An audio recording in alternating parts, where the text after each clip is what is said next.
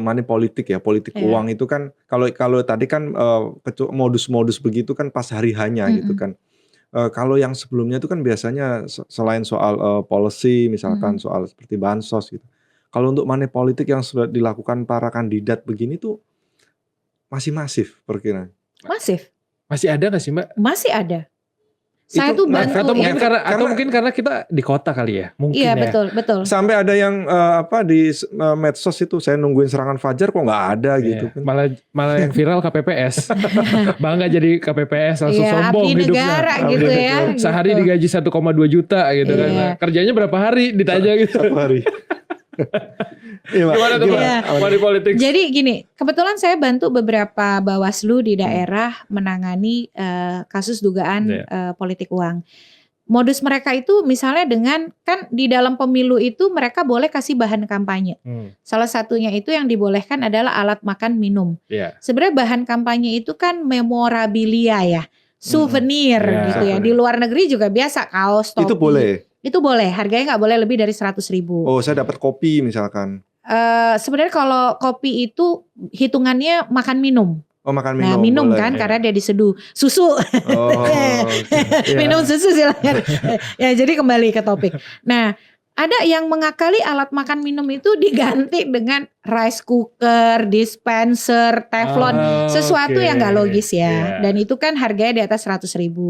Nah, itu yang konvensional lah. Lalu kemudian ada yang juga menggunakan, kan setiap anggota DPRD incumbent dia punya pokir. Program aspirasi ya, pokok pikir namanya. Pasti tahu ya pokir nih. Pokir itu misalnya renovasi tempat ibadah, memberikan bansos, jalan dan lain sebagainya. Alat bantuan bahan pokok gitu ya. Nah, itu ada yang sambil menjalankan reses, membagikan pokir sambil ya pesan-pesan kampanye. Itu kan politik uang. Menggunakan uang negara lagi. Sebel banget ya.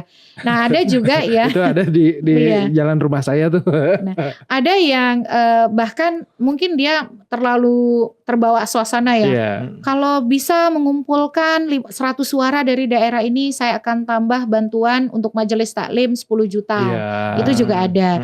Tapi yang paling banyak itu nanti berdasarkan pengalaman saya adalah dalam ruang sunyi yang mereka tidak akan memberitahukan kepada siapapun dan diberikan oleh orang-orang berpengaruh di lingkungan. Misalnya orang berpengaruh itu tokoh masyarakat di lingkungan, orang yang dihormati di lingkungan, dan itu di masa tenang.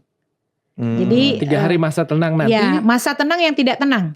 Masa tenang yang kecenderungannya bahkan H-1. Karena operasinya harus tenang, Mbak. Harus tenang yang deg-degan ya. Jadi dia mau melihara ingatan, biasanya dia paling banyak itu H-1 atau di pagi hari. Dan itu dikelola oleh orang-orang yang dekat, yang tahu, yang dia sudah petakan, yang dia pegang kantong-kantong itu. Yang satu penerima nggak akan ngelapor karena dia sama-sama mau. Yang memberikan juga silent operation, sudah sama-sama tahu begitu ya. Ini istilahnya adalah politik jahat yang konsensus politik jahat yang saling berkomitmen untuk nggak ngasih tahu gitu. Makanya semua caleg, saya ini sering melatih DPRD kabupaten kota. Yang paling sering menjerit soal politik uang itu adalah DPRD kabupaten kota. Karena kata dia begini, Ibu ini bilang kalau semakin ke atas semakin gak ada politik uang. Gak ada tuh Bu, karena operatornya tuh kami yang dititipin. Karena biasanya kan tandem ya. Jadi operatornya itu mereka, dia bilang. Sampai mereka bilang udahlah gak usah kampanye Bu Titi soal anti politik uang. Semua tuh gak bisa menang kalau gak ada uang. Ya miris ya kita sebenarnya. Mungkin karena kita bicara, itu realnya ya, kayak bicara realnya. Bahkan termasuk karena soal souvenir atau memorabilia kampanye ya, itu udah bergeser tuh. Sudah ingin materi yang lebih mahal. Jadi contoh nih, kalau terima kerudung yang standar 15 ribuan udah gak mau. Mungkin mau yang agak lebih mahal dan lain sebagainya. Jadi ya relasinya itu sangat materialistis akhirnya gitu. Jadi kita jangan melihat lingkungan kita ya. Saya seumur hidup gak pernah ditawarin jual beli suara politik uang. Mas Asis juga pasti ya. Mas Angga juga. Karena jangkauan mereka bukan orang seperti kita. Tapi sejak penjelasan Mbak Titi tadi, saya jadi agak melek nih soal politik uang tuh. Karena mungkin di pikiran kita dikasih uang untuk nyoblos. Ternyata tadi karena ada batas 100.000, Terus yang dikasihnya mungkin ada ya rice cooker atau panci. Tapi set itu nggak boleh. Itu nggak boleh. Itu nggak kan? boleh. Dan itu diproses tuh. Itu termasuk politik uang itu juga tindak kan? pidana Ya. karena memang tapi dia pakai akal-akalan tuh. Sampai dia bilang gini, ini harganya kurang dari 100.000 kok. Iya. Tahu dari mana? Karena saya dapat diskon. Ternyata yang punya toko dia sendiri. Oh, dia punya iya, toko, iya, dia iya. ngasih diskon sendiri untuk Iya. dirinya gitu.